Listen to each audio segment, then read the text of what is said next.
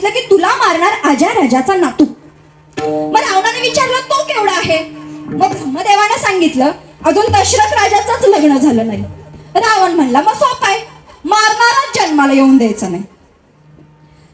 मग रावणानं काय केलं, दशरथ राजाला आणि कौसल्या आई साहेबांना एका पेटीमध्ये भरलं आणि ती पेटी सरोवरामध्ये सोडून दिली.